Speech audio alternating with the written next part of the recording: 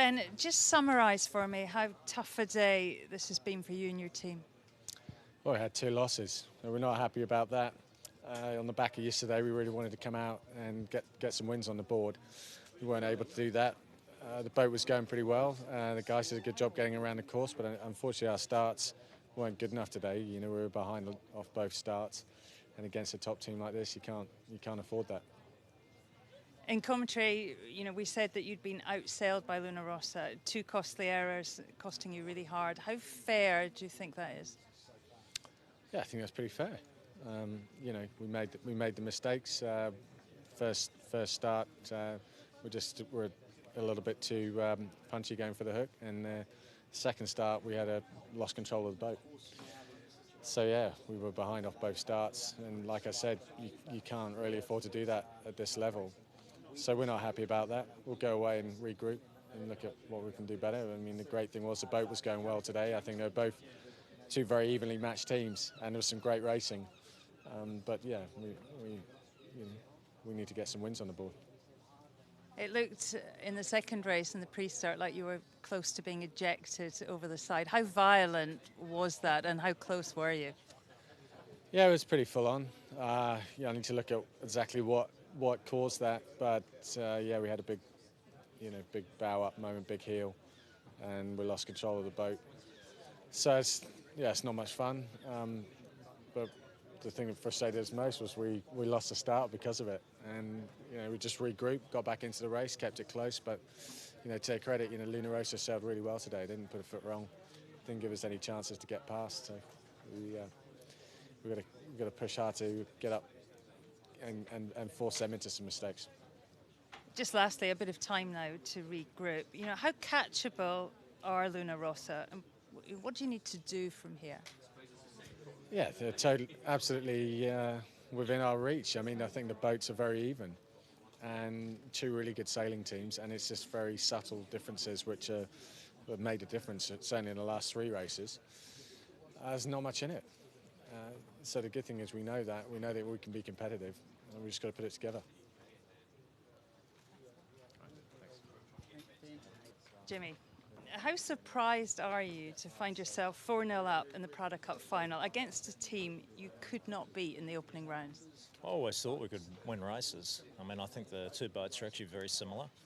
2 good sailing teams, and the team that makes a few mistakes has a chance of winning the races. And so far, I think we've done a better job there, but we've also made mistakes ourselves. So we need to really sharpen up and keep improving. You talked a punchy build-up to this weekend's action and then delivered on your promise. Why were you so confident? Well, we'd put a lot of work in. I thought the semi-final series, I knew it was going to be good for us, and I knew that we needed it. And we've, you know, I think developed a pretty good culture now, especially within our afterguard, of being very critical and really going back, reviewing hard with Philippe and Jacopo, and never really being satisfied. You know, we can always do a little bit more and get better. And now I think that's really going through the team now. And, you know, from the shore team to grinders, whoever it is. So it's, yeah, everyone's just hungry for more. A bit of time now to rest and regroup. What's the mindset in the team? What message will you be giving them? Well, the mindset is we have to minimise mistakes. We're still making them out there, and some fundamental ones. And we need to be faster. You know, we need to be faster. We've got some time up our sleeves now. Both teams do. We need to capitalise on that and spend it wisely.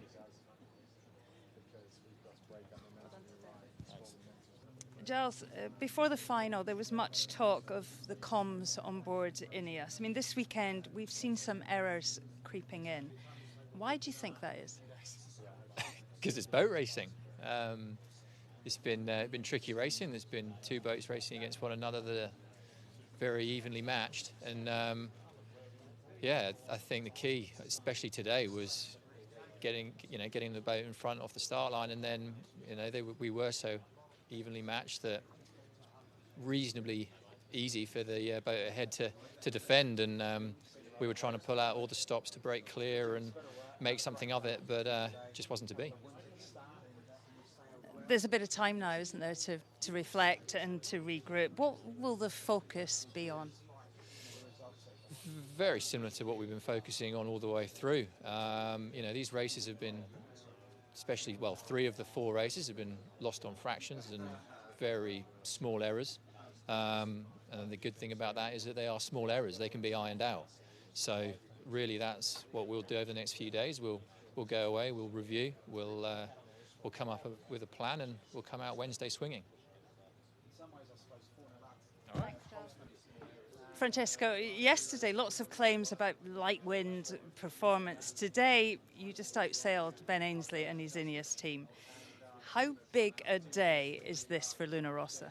I think it's a great day, 2 more points, but again we have to forget a little bit about the scoreboard and think about the next race.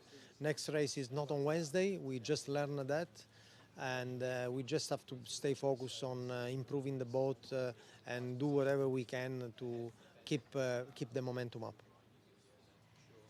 17 tacks in that first race. I mean, the first time we've really seen a full-on match race.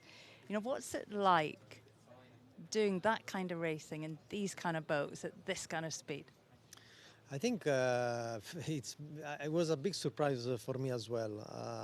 I was surprised with how close we could keep that match, and I was surprised on how well Ben and the English team did on not giving us any opportunity to stretch, really. The first race was amazing, was fantastic. The second race was a little different because we had a little bit of a shift right, and the course was, but was still pretty intense, that one. So yeah, very exciting, very exciting. 4-0 up in the Prada Cup final. I mean, sailing almost faultless races. You've improved communication, spent time in the shed and on the water. Where do you attribute the improvement?